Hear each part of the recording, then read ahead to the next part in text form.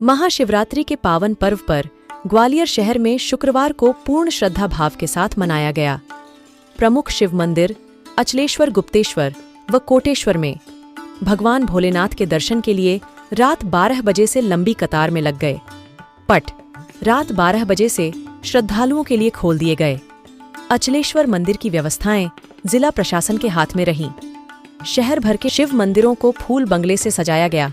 महाशिवरात्रि के पर्व को भगवान शिव की रात कहा जाता है। ऐसा कहा जाता है कि इस रात्रि जागरण से भगवान शिव की कृपा मिलती है। इस दिन भगवान शिव और मां पार्वती की विशेष पूजा अर्चना की जाती है। ऐसा भी कहा जाता है कि भगवान शिव को सिर्फ बेलपत्र अर्पित करने से भक्तों को पूजा का फल मिल जाता है।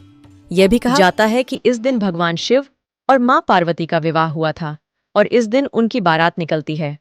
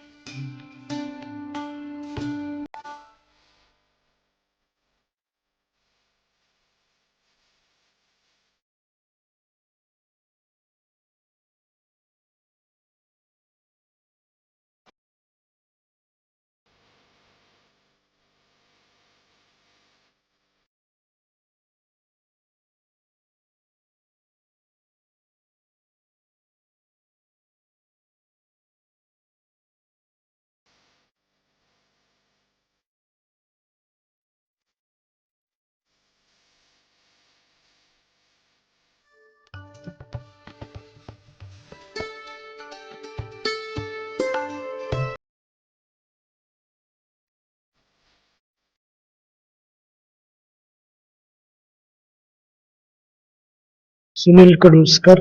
क्या तैयारियां हैं कोटेश्वर मंदिर की? तैयारी ये पूरी है, ये जो ग्रिल वगैरह लगाई गई है इन सबकी शुरू से वहां से बाहर से लेकर पूरी बोला स्टेयरिंग लगाई गई है और इनका डेकोरेशन चल रहा है फूलों का।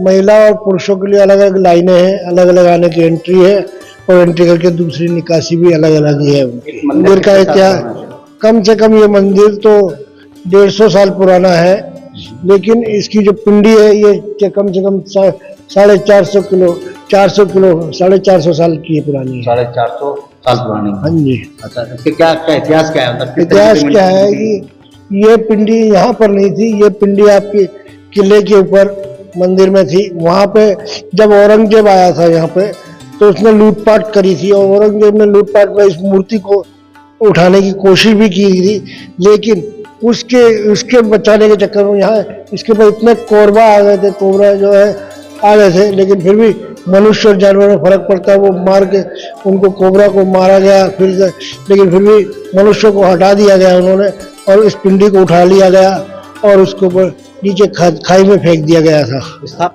ये सिंधिया जी का ही राज्य उनके द्वारा ही हुई थी, क्योंकि उनको ये सपने में दिखे थे कि मैं यहाँ पे पड़ा हुआ हूँ, मुझे यहाँ से ले जाइए। तब सिंधिया जी के किसी जो पूर्वज थे उन्होंने इस मूर्ति को अपने कंधों पे रख के लाए थे और उठा के लाए, तो बीच में नहीं आए थे, कहीं भी पड़ी थी, नहीं बैठाया गया और यहाँ पे लाके बैठाया गया। तो ये जैसे इस तरह रखा गया उसी प्रकार की रखी हुई है। देख लो आप मंदिर की मूर्ति को देखो, थोड़ी सी टेढ़ी है मूर्ति, बिल्कुल सीधी नहीं है। इस शिवरात्रि को कम से कम 20,000 आदमी आएंगे।